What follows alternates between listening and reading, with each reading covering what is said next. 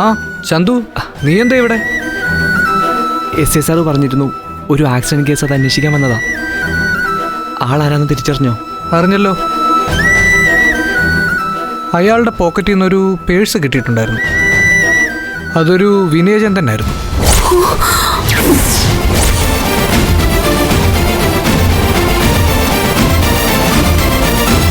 അയാളല്പം ക്രിട്ടിക്കല്ല. ജീവനെന്തോ മരിച്ചോ എന്ന് അറിഞ്ഞിട്ട് വേണം ഞങ്ങൾക്ക് സ്റ്റേഷനിൽ റിപ്പോർട്ട് ചെയ്യാൻ.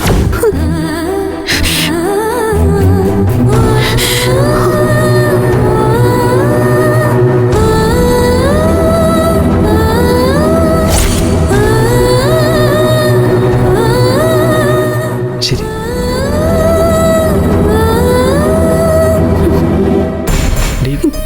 നീ വിഷമിക്കണ്ട. വിനയേട്ടനൊന്നും സംഭവിക്കില്ല. അയാൾ വെറുതെ എന്തോ പറയുന്നതാ.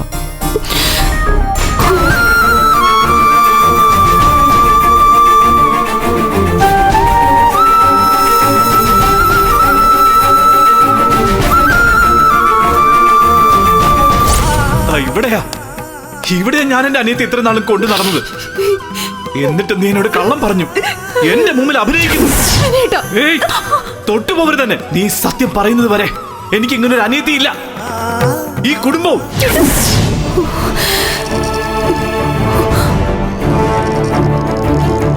അല്പം ക്രിട്ടിക്കലാണ്. എന്തെങ്കിലും ഉണ്ടെങ്കിൽ ഞാൻ നിങ്ങളെ വിളിച്ചറിയിക്കാം. ശരി. താൻ ഡോക്ടർ അന്ന കുര്യന്റെ സ്റ്റുഡന്റ് അല്ലേ? അതെ ഡോക്ടർ. ഡോക്ടർ ഞങ്ങൾക്ക് ക്ലാസ് എടുക്കാൻ വന്നിട്ടുണ്ട്. ഇവിടെ ഇപ്പോ ഈ ആക്സിഡന്റ് കേസ് എന്റെ ചേട്ടനാ, വിനയചന്ദ്രൻ. ഓ ഐ സി. അത് ഞാൻ അറിഞ്ഞില്ല. ചേട്ടന് എങ്ങനെയുണ്ട് ഡോക്ടർ? സർവൈവ് ചെയ്തിട്ടുണ്ട്, ജീവനാവത്തില്ല. പക്ഷേ തലയ്ക്ക് നല്ല ക്ഷതയേറ്റിട്ടുണ്ട്. വെള്ളത്തിനടിയിലെ പാറയിലോ മറ്റോ തലയിടിച്ചിട്ടുണ്ടെന്ന് തോന്നുന്നു. ആള് അൺകോൺഷ്യസ് ആണ്. ഇവിടെ എത്തിക്കുമ്പോഴേക്കും ബ്ലഡ് ഒരുപാട് പോയിട്ടുണ്ട്. എപ്പോൾ ബോധം വരുമെന്ന് പറയാൻ പറ്റില്ല. പൾസ് റേറ്റും ഹാർട്ട് ബീറ്റും ഇപ്പോഴും സ്റ്റേബിൾ ആയിട്ടില്ല. കൃത്യമായി പറഞ്ഞാൽ അറ്റ് ദി മൊമെന്റ് ആൾ ലൈവാണെങ്കിലും അല്പം കഴിഞ്ഞ് എന്താണ് സംഭവിക്കുന്നതെന്ന് പറയാൻ പറ്റില്ല. ഇപ്പോൾ വെന്റിലേറ്ററിന്റെ സപ്പോർട്ടിലാണ്. 48 മണിക്കൂർ ഒബ്സർവേഷൻ കഴിഞ്ഞ ശേഷമേ നമുക്ക് എന്തെങ്കിലും പറയാൻ പറ്റൂ. Hope the best. നോക്കാം നമുക്ക്. ഡോക്ടർ, ചേട്ടനെ ഒന്ന് കാണാൻ. അത് വേണ്ട. ട്രീറ്റ്മെന്റ് തുടങ്ങിയേ ഉള്ളൂ. ആദ്യം ആളൊന്ന് സ്റ്റേബിൾ ആവട്ടെ.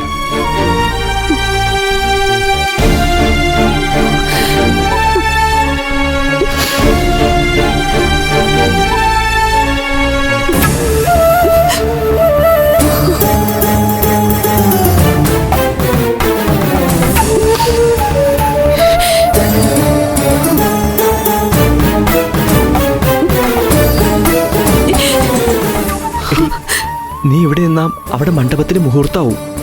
നിന്നെ എല്ലാരും അന്വേഷിക്കും. അവിടെ ഇപ്പൊ വിനയേട്ടനില്ല. നിന്നെയും കാണാണ്ടായ എല്ലാരും ടെൻഷനാവും. ഇപ്പൊ വിളി വരും.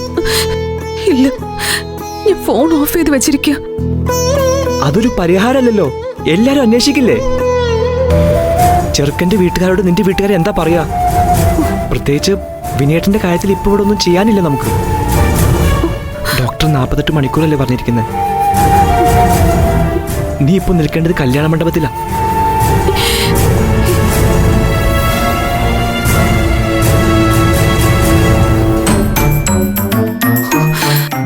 നോക്ക്, നിന്റെ ഫീലിങ്സ് ഒക്കെ എനിക്ക് മനസ്സിലാവുന്നുണ്ട്. പക്ഷെ എല്ലാം മനസ്സിൽ ഒതുക്കി വെച്ച് കല്യാണ മണ്ഡപത്തിൽ ഒരു അവസരം ഉണ്ടാകാതെ ഭംഗിയായി നടത്തി കൊടുക്കുകയേണ്ടത്. വീട്ടിൽ നടന്ന മരണം വരെ ഒളിച്ചു വെച്ച് കല്യാണം നടത്തിയ കുടുംബക്കാരുണ്ട്. അതപേക്ഷിച്ച് ഇതൊന്നൊന്നുമല്ല. നീ അങ്ങോട്ടൊന്നും നോക്കണ്ട. വിനയേട്ടന്റെ സ്ഥാനത്ത് നിന്ന് വിമലേച്ചിന്റെ വിവാഹം നീ നടത്തണമെന്നേ വിനയേട്ടനും ആഗ്രഹിക്കുള്ളൂ. മുഹൂർത്തവും താലികെട്ടും കഴിഞ്ഞ് വരനും വധു ഇറങ്ങുന്നതിന് മുമ്പെങ്കിലും നീ അവിടെ എത്തണം. നീ ഒരു എസ് പറഞ്ഞ 10 മിനിറ്റുള്ളിൽ നിന്നെ അവിടെ എത്തിക്കാം. എന്താ പോകല്ലേ നമ്മള്?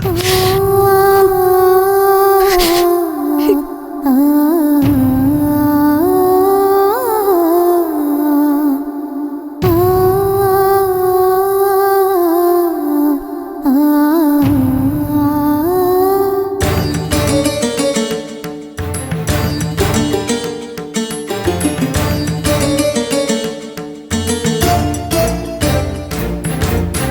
മോനെ, ഇനി ഇവിടെ നിൽക്കുന്നതിൽ കാര്യമില്ല. വാ പോവാം നമുക്ക്. പോകാനോ? അതെ, നമ്മളിവിടെ മരണത്തിൽ പങ്കെടുക്കാൻ വന്നതല്ല, കല്യാണത്തിന് വന്നതാ. അത് മുടങ്ങി. നമ്മളല്ല ഉത്തരവാദികൾ, നിന്റെ വിമലയുടെ ആൾക്കാരാ. എന്റെ അമ്മയെ ഇതൊക്കെ ആരെങ്കിലും മനഃപൂർവ്വം ചെയ്താണോ? സംഭവിച്ചതല്ലേ? അല്ല, അറിഞ്ഞുകൊണ്ട് തന്നെയാ ഈ അശുഭങ്ങളൊക്കെ ഇവരുണ്ടാക്കിയത്. വിനയചന്ദ്രൻ ഇന്നലെ അപകടത്തിൽപ്പെട്ടതാ. ഇത് നേരത്തെ അറിയിച്ചിരുന്നെങ്കിൽ ഈ കല്യാണം നമുക്ക് മറ്റൊരു ദിവസത്തേക്ക് മാറ്റിവെക്കാമായിരുന്നു. പക്ഷെ ഇവരത് മൂടിവെച്ചു. ഒന്നാം തരം കള്ളത്തരം.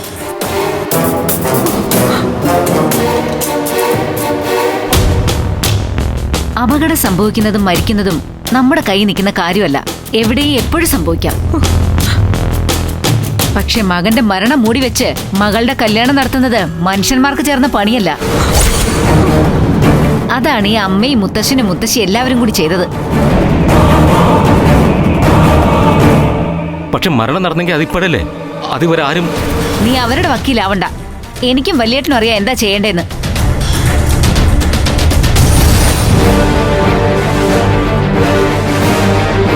ഞങ്ങൾ ക്ഷണിച്ചിട്ട് വന്ന എല്ലാവരോടും ഞാൻ ക്ഷമ ചോദിക്കുക. എന്റെ മോന്റെ വിവാഹം എന്റെ സ്വപ്നമായിരുന്നു. പക്ഷെ അതിങ്ങനെ ആയിപ്പോയി. സത്യം പറഞ്ഞ എന്താ പറയണ്ടെന്ന് എനിക്കറിയില്ല. നിങ്ങൾക്ക് വേണമെങ്കിൽ ഇവനോട് നേരിട്ട് ചോദിക്കാം.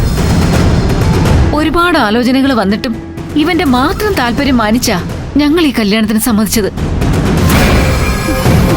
പക്ഷേ വിധിയെന്നല്ലാതെ എന്താ പറയാ? ഈ ദിവസം തന്നെ വിമലമോളുടെ സഹോദരന് ഇങ്ങനെ ഒരു അപകടം സംഭവിക്കുമെന്ന് ഞങ്ങൾ ആരെങ്കിലും വിചാരിച്ചോ? എല്ലാം ദൈവത്തിന്റെ കൈകളിലല്ലേ. ഈ വിവാഹം നടക്കരുതെന്ന് ദൈവം തന്നെ തീരുമാനിച്ചാൽ നമ്മളെ കൊണ്ട് എന്ത് ചെയ്യാൻ പറ്റും?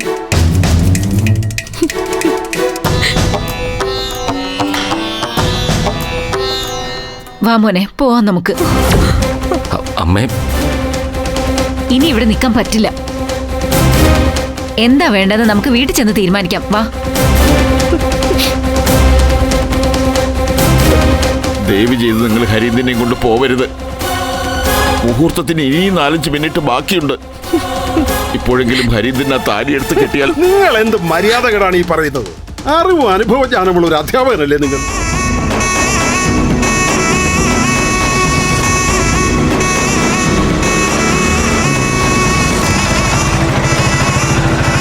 മരണം നടന്ന കുടുംബത്തിൽ നിന്ന് ശവമടക്ക് കഴിയും മുമ്പ് കല്യാണം നടത്തണമെന്ന് എന്ത് നാട്ടുമര്യാദയുടെ പേരിലാണ് നിങ്ങൾ പറയുന്നത്?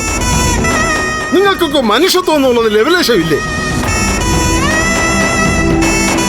വാ, നമുക്ക് പോവാം. അമ്മേ, ബലം പിടിക്കാതെ എന്റെ കൂടെ വരാനാ പറഞ്ഞത്.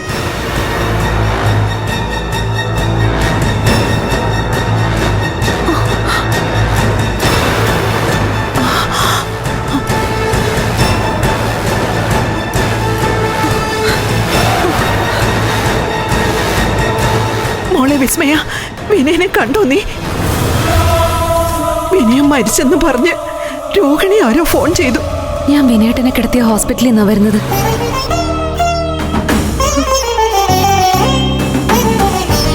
ഏട്ടന് ഒരു ആക്സിഡന്റ് പറ്റി, അത്രേ ഉള്ളൂ. ജീവൻ ഒരു ആപത്തും പറ്റിയിട്ടില്ല ഇതുവരെ.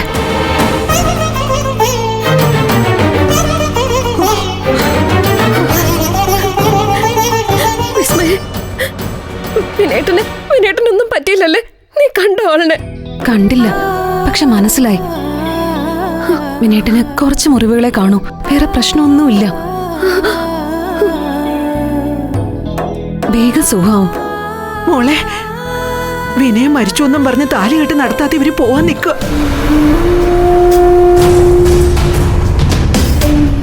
എന്തു പറഞ്ഞിട്ട് മനസ്സിലാവുന്നില്ല.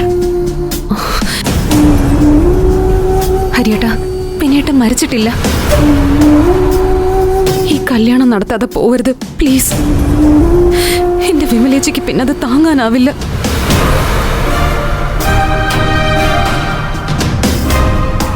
അതെ, മുഹൂർത്തം കഴിഞ്ഞിട്ടില്ലല്ലോ, താലി കെട്ട് നടക്കട്ടെ. അമ്മേ, ആ സംശയം തീർന്നല്ലോ. നമ്മൾ തീരുമാനിച്ച മുഹൂർത്തം തീരുന്നതിന് മുമ്പ് തന്നെ ഇനി കല്യാണം നടത്താം.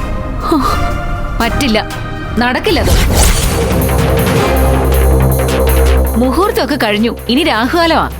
ഇപ്പൊ തന്നെ വന്നവരിൽ ചിലരൊക്കെ തിരിച്ചു പോവുകയും ചെയ്തു. സഹോദരൻ മരിക്കാതെ തന്നെ മരിച്ചു എന്ന വാർത്തയും വന്നു. മൊത്തത്തിൽ അശുഭ ലക്ഷണമാ. ഇന്നിനി ഈ കല്യാണം നടത്തണ്ടെന്നാ തീരുമാനം. അയ്യോ, അങ്ങനെ പറയല്ലേ. ഏട്ടൻ അപകടത്തിൽപ്പെട്ടു എന്നുള്ളത് സത്യമാ. അത് കാരണം വിമലേച്ചിയുടെ കല്യാണം മുടങ്ങി ഏട്ടൻ അറിഞ്ഞ ശരീരത്തിലേറ്റ മുറിവിനേക്കാൾ വലിയ മുറിവായിരിക്കും ഏട്ടന്റെ മനസ്സിനേൽക്കുന്നത്. അതുകൊണ്ട് ഇനി എന്താണ് അമ്മ ഒരു തടസ്സം? എന്തിനാ അമ്മ ഈ ബലം പിടിക്കുന്നത്? ഞാൻ ഇതുവരെ ഒരു ബലവും പിടിച്ചിട്ടില്ല. ഇന്ന് ഈ കല്യാണം നടത്തണ്ടെന്നേ ഞാൻ പറഞ്ഞുള്ളൂ. അമ്മേ, ഇത്രയൊക്കെ ഒരുക്കങ്ങൾ ചെയ്തിട്ട് അത് വേണ്ടെന്ന് വെക്കാനോ? വിവാഹം വേണ്ടെന്നല്ലല്ലോ അവൾ പറഞ്ഞത്. ഇതിനു വേണ്ടി രണ്ട് കുടുംബത്തിനും കുറച്ച് കാശ് ചിലവായിട്ടുണ്ട്, സമ്മതിച്ചു. പക്ഷെ ഇങ്ങനെയൊക്കെ സംഭവിക്കുന്നത് നമ്മൾ ആരും പ്രതീക്ഷിച്ചതല്ലല്ലോ. ഈ നഷ്ടം രണ്ടു കൂട്ടരും കൂടെ സഹിക്കുകയേ നിവൃത്തിയുള്ളൂ. കാശ് നഷ്ടപ്പെടുന്നത് കൊണ്ട് പറഞ്ഞതല്ല. മോളെ വിസ്മയേ, ഇനി ഈ കല്യാണം നടക്കില്ല എന്ന് നമ്മൾ ആരും പറഞ്ഞില്ല. നമുക്ക് മറ്റൊരു നല്ല ദിവസം നോക്കി ഹരീന്ദ്രന്റെയും വിമലയുടെയും കല്യാണം നടത്താം.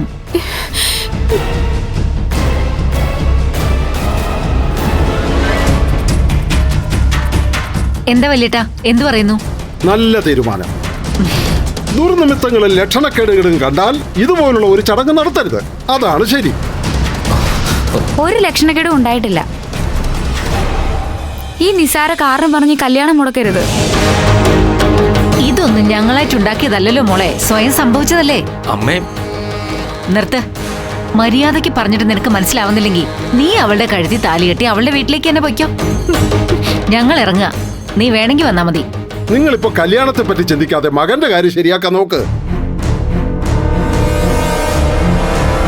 അയാൾ അപകടനില തരണം ചെയ്ത് വരട്ടെ. എന്നിട്ട് വിശാലമായി തന്നെ നമുക്ക് ഈ കല്യാണത്തെ പറ്റി ചിന്തിക്കാം. അതാണ് ഞങ്ങളുടെ തീരുമാനം. ആ ഹരീന്ദ്ര, വാ നമുക്കിറങ്ങാം. ഞാൻ നിങ്ങളുടെ കാല് പിടിക്കാം. ഹരിയേട്ടൻ വിമലേച്ചിയുടെ കഴുത്തിൽ ആ താലി ഒന്ന് കെട്ടിക്കോട്ടെ. ഒരുപാട് സ്വപ്നം കണ്ട വിവാഹമായത്. പ്ലീസ്. ഒരു പ്ലീസും ഇല്ല. വരന്റെയും വധുവിന്റെയും കണ്ണീര് വീണ ഈ സ്ഥലത്ത് വെച്ച് കല്യാണം നടത്താൻ ഞാൻ സമ്മതിക്കില്ല. ആരും യാചനയായിട്ട് തടയാനും വരണ്ട. വാടാ, വരാൻ. വാടാ. ഹരിയേട്ട,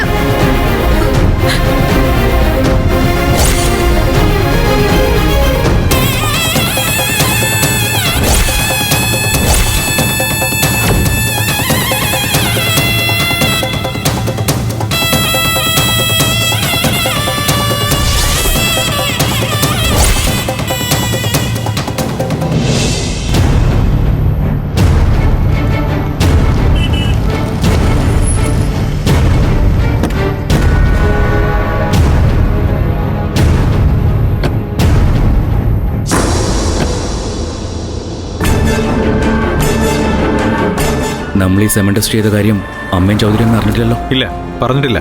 അവർക്കതറിയില്ല. എങ്കിൽ അതങ്ങനെ തന്നെ മതി. ആളുകളുണ്ട് കുഞ്ഞുണ്ടാവില്ല എന്ന കാരണം പറഞ്ഞാണ് ഡിവോഴ്സ് പെറ്റീഷൻ കൊടുക്കുന്നതെങ്കിൽ ഈ സെമൻ റിപ്പോർട്ട് കോടതിയിൽ ഹാജരാക്കാൻ വേണ്ടി മാത്രമാണ് ഇങ്ങനൊരു ടെസ്റ്റിന് ഞാൻ തയ്യാറായത്. അല്ലാതെ അവളെ കേസിൽ തോൽപ്പിച്ച് അവളുടെ കൂടെ ജീവിക്കാൻ വേണ്ടിയല്ല. എനിക്ക് എൻ്റെ സ്വന്തം ബോധ്യത്തിന് വേണ്ടിയാ. ആ, അതെനിക്കറിയില്ലേ. എനിവേ, ഞാൻ ഹാപ്പിയാണ്. ഇനി നിനക്ക് നടന്ന കാര്യം മറക്കാം. ടെസ്റ്റ് റിസൾട്ട് ഒരു ഇമെയിലായിട്ട് അയച്ചോളൂ.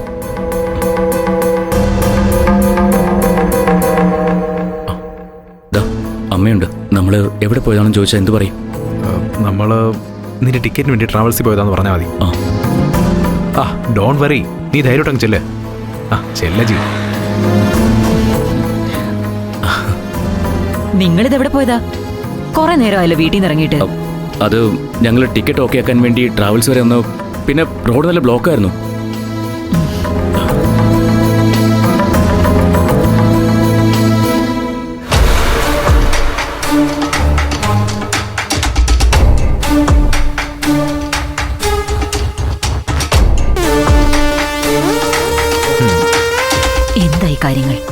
എല്ലാം ഓക്കെയാണ്.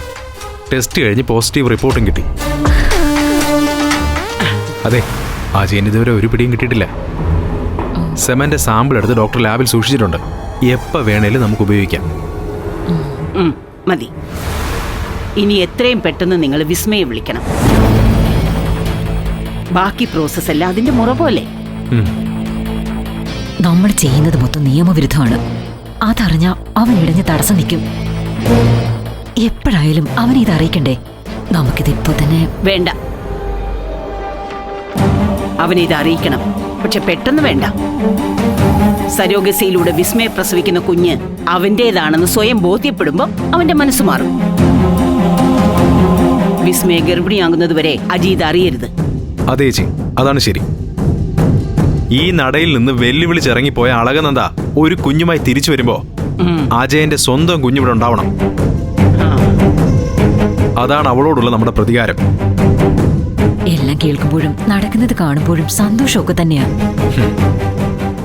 പക്ഷെ നമ്മളീ ചെയ്യുന്നതൊക്കെ നിയമവിരുദ്ധമാണെന്നും കേസായ നമ്മളൊക്കെ പെടുമെന്ന് ഓർക്കുമ്പോഴാ ഒരു മതി. നീ പേടിക്കാതിരിക്കടി. തെറ്റിക്കുന്ന നിയമത്തിന്റെ ശിക്ഷയിൽ നിന്ന് എങ്ങനെ രക്ഷപ്പെടണമെന്ന് നിയമം വളച്ചൊടിക്കാൻ കഴിയുന്ന നിയമ വിദഗ്ധരുമായിട്ട് സംസാരിച്ചിട്ടാ നിങ്ങളോടൊക്കെ ഞാൻ ഇതിനിറങ്ങാൻ പറഞ്ഞത്. യെസ്. ഇതിന്റെ കൗതുകം എന്താണെന്ന് വെച്ചാ അജി പോലും അറിയാതെയാണ് അവനൊരു കുഞ്ഞ് ജനിക്കാൻ പോകുന്നത്. അതൊന്നും സാരമില്ലെന്നേ.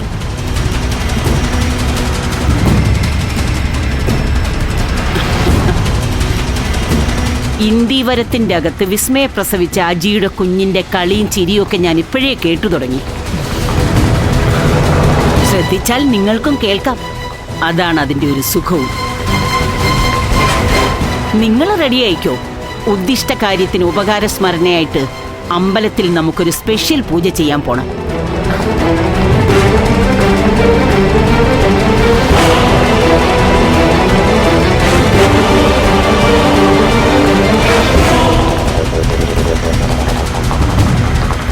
ഈശ്വര, ഇതൊരു തീക്കളിയാ നടത്തുന്നത്.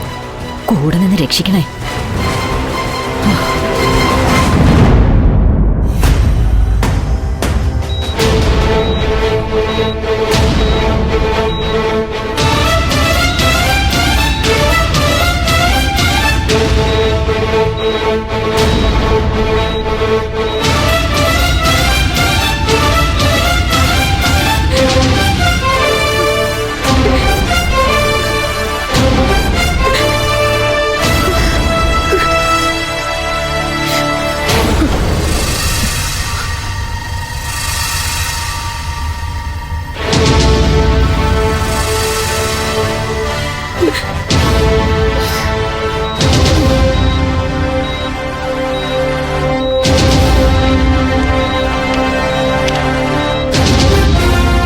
എക്സ്റ്റൻസീവ് ഹെമറേജ് ആണ്.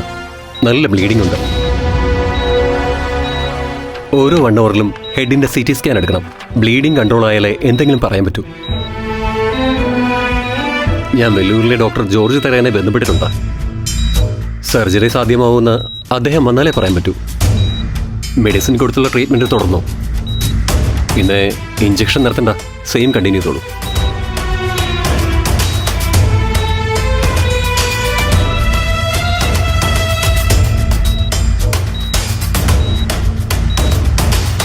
ഇതുപോലുള്ള പരിചയമുള്ള പേഷ്യന്റ് നമ്മുടെ മുന്നിൽ വരുമ്പോഴാണ് കഷ്ടം തോന്നുന്നത്. ഒരു ഫാമിലി മുഴുവൻ പുറത്ത് വെയിറ്റിംഗ് ആണ്. അതും ഒരു മാരേജ് തുടങ്ങി മണ്ഡപത്തിന് നേരെ വന്ന് നിൽക്കുന്നത്. Quite unfortunate. ജീവിതം എന്ന് പറയുന്നത് ഒറ്റ ശ്വാസം കൊണ്ടുള്ള കളിയാണെന്നും അത് കിട്ടാതെ വന്നാൽ ഏത് കോടീശ്വരനും 1 കോടി മുന്നിന്റെ ആവശ്യമേ കാണൂ എന്നുള്ള വലിയ പാഠം നമ്മൾ പഠിക്കുന്നത് ഇതൊക്കെ കാണുമ്പോഴാണ്.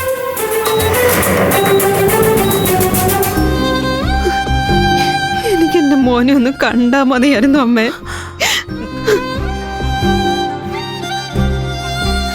ഞാൻ പറഞ്ഞതല്ലേ എല്ലാവരും കൂടി ഒരുമിച്ച് ഇങ്ങോട്ട് വരണ്ട, വിനേട്ടനെ കാണാൻ പറ്റില്ലെന്ന്.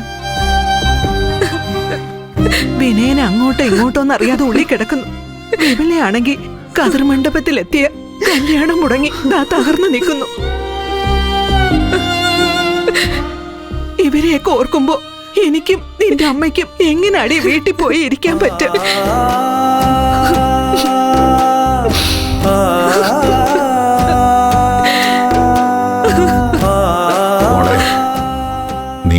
വിഷമിച്ചു നിൽക്കണ്ട. ജീവിതത്തിൽ നഷ്ടപ്പെട്ടു എന്ന് തോന്നുന്നത് പലതും പിന്നീട് തിരിച്ചു പിടിക്കാവുന്നതേയുള്ളൂ. അതിന് നമ്മളിവിടെ ജീവിച്ചിരിപ്പുണ്ടല്ലോ. ഇപ്പോൾ ഈ നിമിഷം നമ്മൾ മറ്റൊന്നും ചിന്തിക്കാതെ പ്രാർത്ഥിക്കേണ്ടത് വിനയേന്ദ്രന്റെ ജീവന് വേണ്ടിയാണ്. നീ അതാലോചിച്ചാൽ മതി.